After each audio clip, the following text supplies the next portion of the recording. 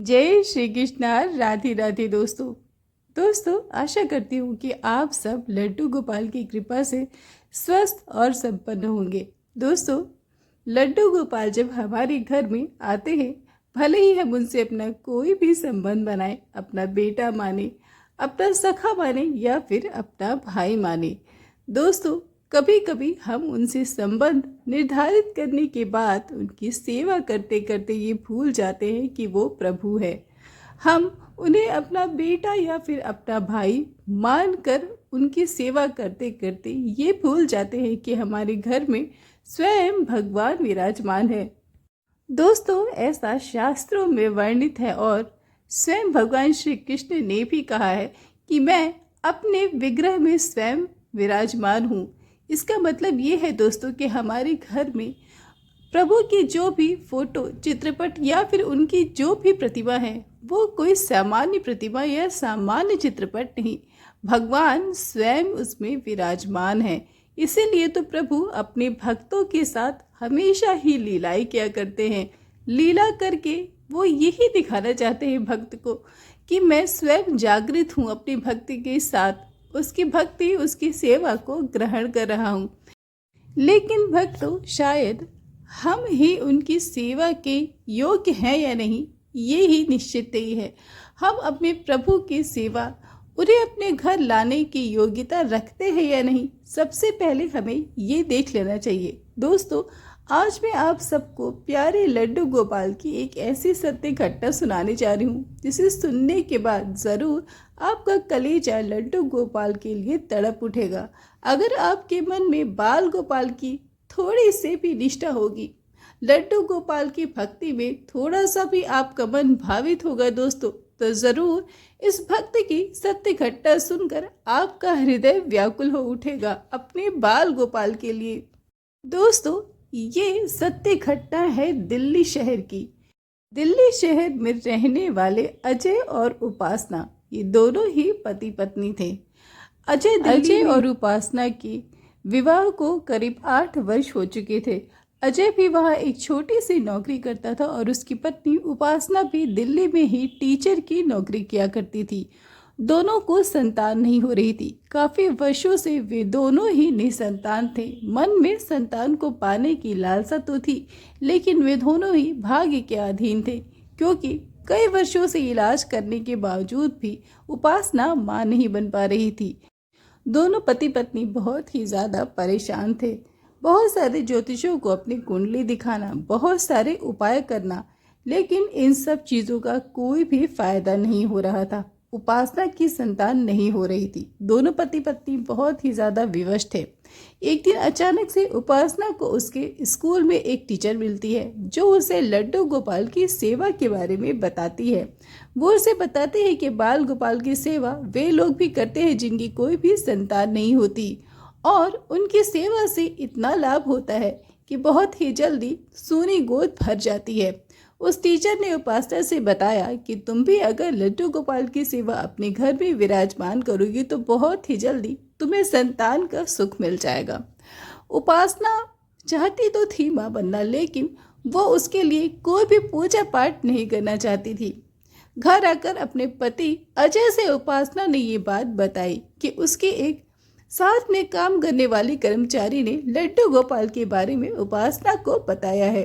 पति अजय को ये बात बताने के बाद उपासना के अंदर इस बात की कोई भी जिज्ञासा नहीं आई कि लड्डू गोपाल घर में कैसे लाने हैं या फिर लड्डू गोपाल की पूजा सेवा कैसी होती है।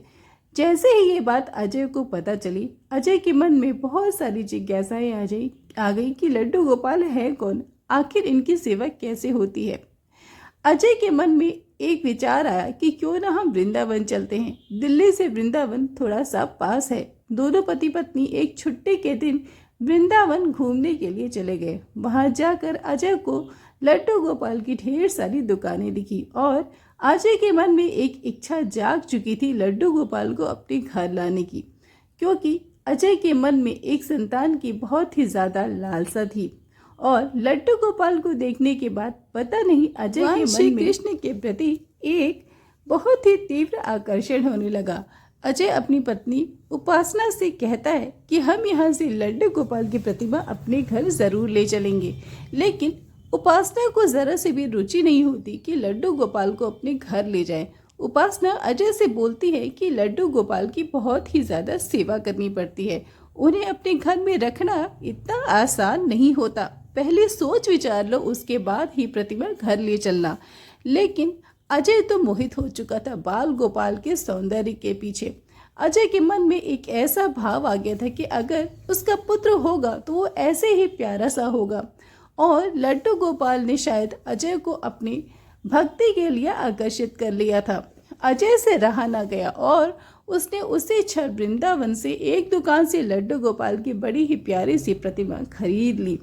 उपासना ने लाखों बार मना किया कि मैं इनकी सेवा नहीं कर पाऊंगी, मुझसे पूजा पाठ नहीं होता, मुझे सुबह बहुत सारे काम होते हैं और स्कूल भी जाना होता है, शाम को खाना बनाना होता है। तुम खुद बताओ मैं लड्डू गोपाल की सेवा कब और कैसे करूंगी। अजय ने उपासना को बहुत समझाया कि देखो उपासना, कुछ पाने के लिए हमें मेहनत करनी पड़ती है, बहुत कुछ खोना पड़ता है, और ये तो प्रभु हैं, भगवान हैं, इनके घर में आने से ज़रूर हमें कुछ सीखने को मिलेगा। तुम और जल्दी उठोगी, इनकी सेवा करोगी, बहुत ही जल्दी हमें एक पुत्र की प्राप्ति होगी। उपासना को तब भी लड्डू गोपाल में कोई भी रुचि नहीं आई, लेकिन अजय ने ठान लिया था कि आज के आज ही लड्डू गोपाल हमारे साथ हमारे घर चलेंगे।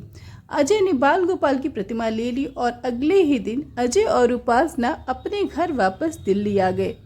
दोस्तों, लड्डू गोपाल तो घर में आ गए, लेकिन उनकी सेवा कैसे होगी, उनके वस्त्र कैसे आएंगे, उनका भोग कैसे तैयार होगा, इस बात की फिक्र उपासना को जरा सी भी नहीं थी।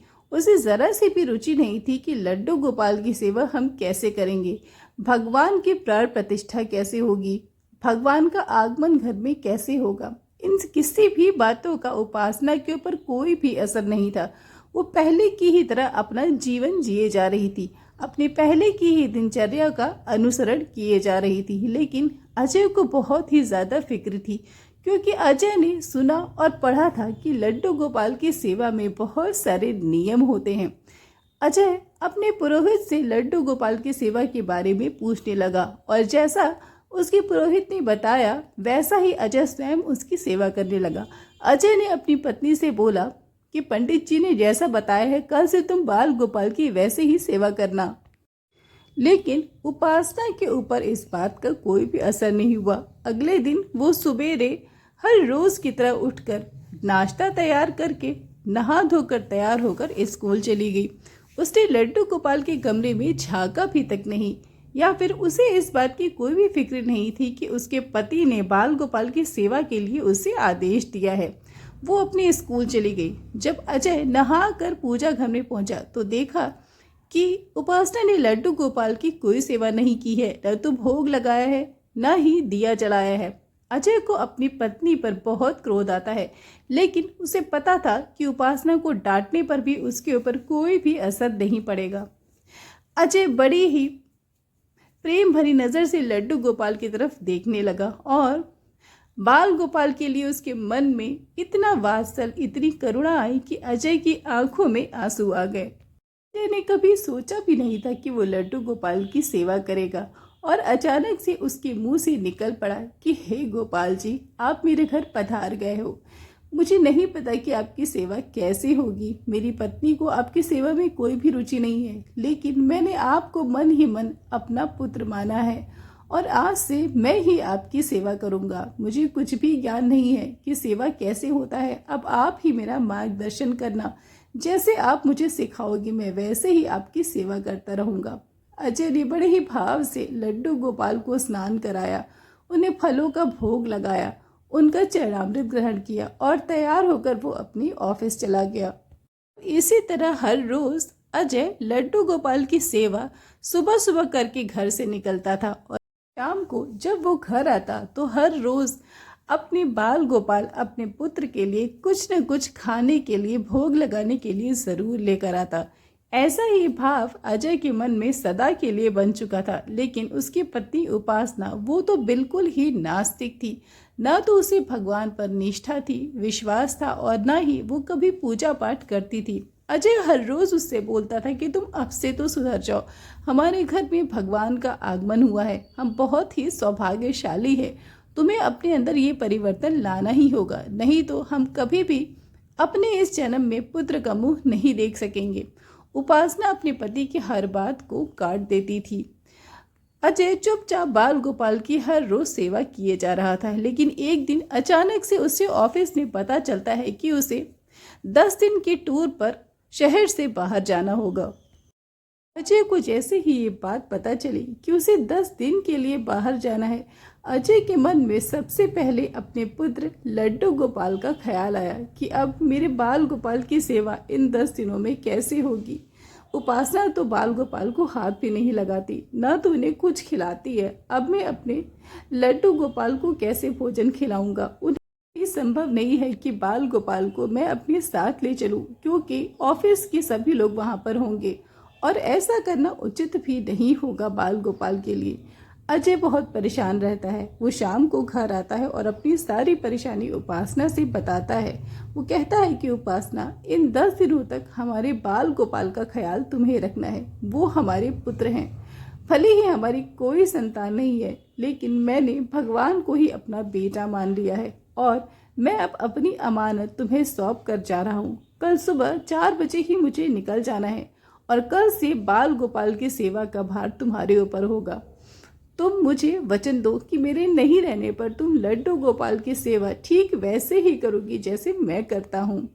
उपासना का चेहरा उदास हो गया, क्योंकि उसकी बिल्कुल भी इच्छा नहीं थी कि लड्डू गोपाल की सेवा करे। उसने बोला भी कि तुम लड्डू गोपाल को किसी मंदिर में छोड़ दो, मैं 10 दिनों तक सेवा नहीं कर पाऊंगी, मेरा स्कूल छूट जाएगा और इसीलिए तुम बाल गोपाल को किसी मंदिर में रखाओ। जब तुम वापस आना तो वापस लेते आना उन्हें वहां से। अजय ने अपनी पत्नी को बहुत समझाया कि ऐसी मूर्खता वाली बात मत करो। मैंने उन्हें अपना सब बेटा माना है, वो भगवान है और तुम्हें 10 दिनों तक उनकी सेवा करनी होगी। अपने पति के बहुत ज़्यादा दबाव डालने पर उपासना उससे बोलती है कि ठीक है, लेकिन सिर्फ 10 दिनों तक। आने के बाद ये सारा भार तुम्हारे ऊपर होगा, वापस तुम्हें ही इनकी सेवा करनी होगी। मैं सिर्फ इन 10 दिनों तक ही लड्डू गोपाल की सेवा करूंगी।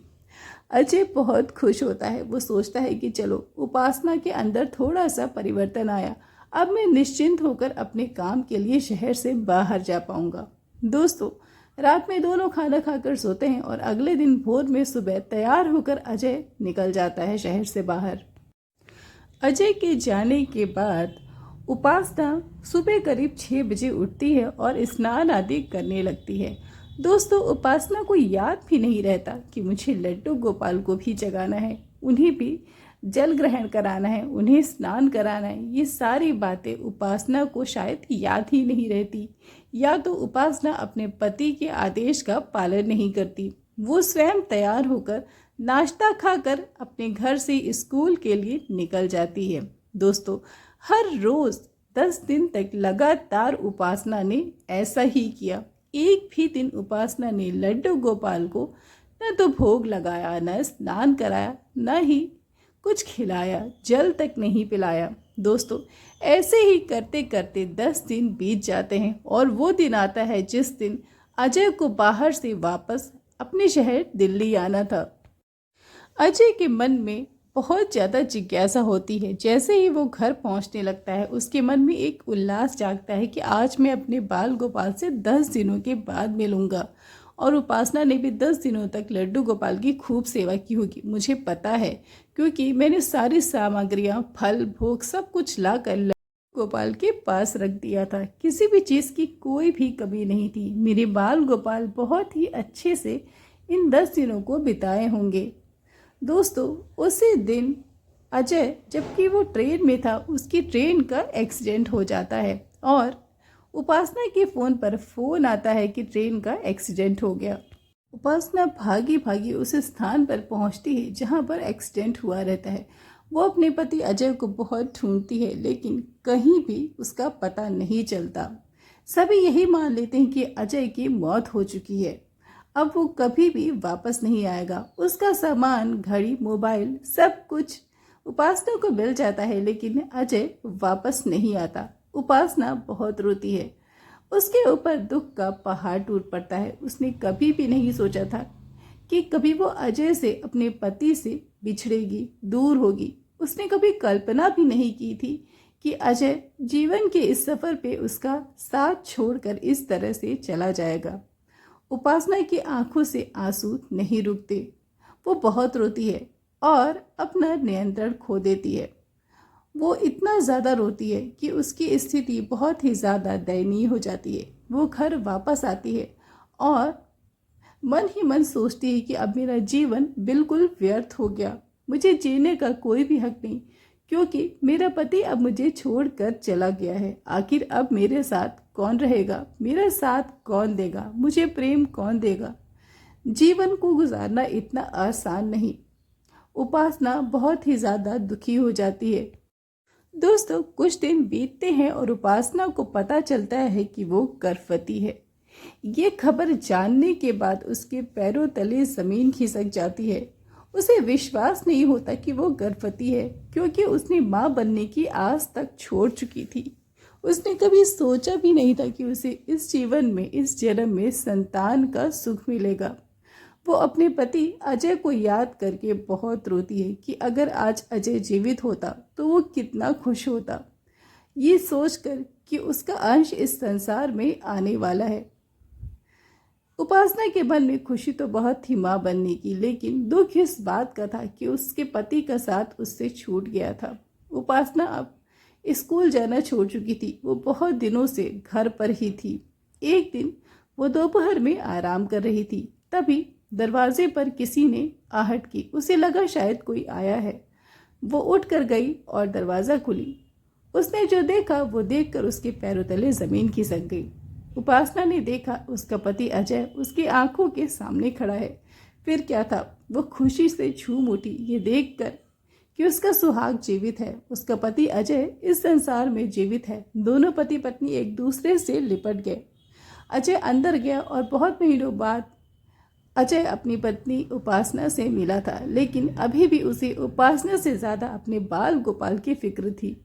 जब अजय जानता है कि वो पिता बनने वाला है, उसका बेटा इस दुनिया में आने वाला है, उपासना गर्भवती है, तो अजय की खुशी का ठिकाना ही नहीं होता। और अजय इन सब का श्रेय लड्डू गोपाल को देता है। अपनी पत्नी से बोलता है कि हमारे भाग्य में संतान का सुख नहीं था, लेकिन ये सब कुछ बाल गोपाल की ही वजह से हुआ। उपासना, मेरी तो जान जा चुकी थी। मैं तो मृतक की तरह भीड़ में पड़ा हुआ था, मलबे में, लेकिन कुछ लोगों ने मुझे वहां से निकाल कर मेरा इलाज कराया। मेरी बस सांसें ही चल रही थी और आज घर आने पर मुझे इतनी बड़ी खुशखबरी मिली। मेरा जीवन ही बदल गया। उपासना, इन सब का श्रेय सिर्फ बाल गोपाल को जाता है। अगर बाल गोपाल हमारे जीवन में नहीं आए होते तो शायद मैं जिंदा नहीं होता और आज ये खुशी मुझे नहीं मिली होती। अजय लड्डू गोपाल के कमरे में जाने लगता उन्हें देखने के लिए। दौड़ कर जाता है और तभी उसने जो देखा उसकी उसने कभी कल्पना भी नहीं की थी। अजय देखता है कि उसके लड्डू गोपाल धूल से सने हुए हैं। अंधेरे कमरे में मकड़ी के जाले लगे हुए हैं। उनके पूरी शैया पर धूल की परत जमी है। उनका सिंहासन काला हो गया है। और दोस्तों, अजय देखता है कि लड्डू गोपाल उसी तरह से सोए हुए हैं जैसे अजय उन्हें सुला कर गया था। अपनी पत्नी उपासना से पूछता है कि उपासना, बाल गोपाल इतने गंदे क्यों हैं? तुमने कितने दिनों से इनकी सेवा नहीं की। उपासना की आंखों में आंसू आ जाते हैं। वो अपने पति अजय के पैरों में गिर जाती है और उससे बहुत क्षमा मांगती है। बताती है कि अजय, मैंने उसी दिन से लड्डू गोपाल की सेवा नहीं की जिस दिन तुम यहाँ से टूर के लिए गए। बाल गोपाल को तुमने सुलाया था और आज तक वो सो रहे हैं। मैंने तो उन्हें जगाया भी नहीं। तुम्हारे इस संसार को छोड़कर चले जाने के दुख से मैं और भी ज़्यादा टूट गई, इसलिए मैंने बाल गोपाल की सेवा और भी नहीं की। मेरे मन में भगवान के प्रति गलत भाव आ गया कि भगवान ने मुझे बहुत दुख दिए, इसलिए मैंने उनकी सेवा नहीं की। मुझे क्षमा कर दो अजय, मुझसे बहुत बड़ा अपराध हो गया। अजय अपनी पत्नी उपासना को बहुत डांटता है क्योंकि ये सच में बहुत बड़ा अपराध था। अजय को लड्डू गोपाल से ठीक वैसा ही लगाव था जैसे एक पिता को अपने पुत्र से होता है। अजय अपनी पत्नी से बोलता है कि मैं तो तुम्हें कभी भी माफ़ नहीं कर पाऊंगा। मेरा कलेजा इतना बड़ा नहीं है, तुम्हें स्वयं प्रभु ही माफ़ कर सकते हैं, तुम उनसे माफ़ी मांगो। उपासना बोलती है अपने पति से कि मैं अपने पापों का प्रायश्चित करना चाहती हूँ। लड्डू गोपाल को जगाती है, बरसों के बाद, कई महीनों के बाद उन्हें स्नान कराती है, गंगा जल से नए वस्त्र धारण कराती है, उन्हें अपने हाथों से भोग बनाकर खिलाती है और हर रोज़ लड्डू गोपाल की सेवा उसी तरह से करने लगती है। तो भगवान बहुत कृपालु हैं, वो किसी भी अपराध के लिए अपने भक्त को क्षमा कर देते हैं। अगर उपासना के जीवन में इतना बड़ा दुख नहीं आता, अगर अजय को लड्डू गोपाल ने जीवन दान नहीं दिया होता तो शायद उपासना की आंखें कभी भी नहीं खुलती, वो अभी भी भ्रम में ही जी रही होती। दोस्तों, अजय ने बाल गोपाल को अपना बेटा माना, उनकी इतनी सेवा की और देखिए लड्डू गोपाल की कृपा से अजय की जान भी बच गई और अजय और उपासना को संतान का सुख भी मिला। कुछ महीनों के बाद उपासना को एक पुत्र हुआ और अजय अब बहुत ज़्यादा प्रसन्न था। उपासना हर रोज़ लड्डू गोपाल की खुद सेवा किया करती। दोस्तों, उपासना बताती हैं कि लड्डू गोपाल की इस सत्य घटना के घटित होने से पहले वो कभी भी भगवान पर भरोसा नहीं करती थी, लेकिन उसके जीवन में जो भी संघर्ष और दुख आया वो सब कुछ वो लड्डू गोपाल की कृपा से ही झेल सकी। अगर प्रभु उसके साथ नहीं होते तो शायद वो इस दुख के पहाड़ को कभी भी नहीं चढ़ पाती। दोस्तों, उपासना की सत्य घटना आपको ज़रूर अच्छी लगी होगी, इसे शेयर करिएगा अपने मित्रों के साथ। ऐसी ही ढेर सारी बाल गोपाल की लीलाओं को सुनने के लिए मेरे चैनल को ज़रूर सब्सक्राइब करिएगा। दोस्तों, कल फिर मिलती हूँ एक प्यारी सी सत्य लीला घटना के साथ। जय श्री राधे।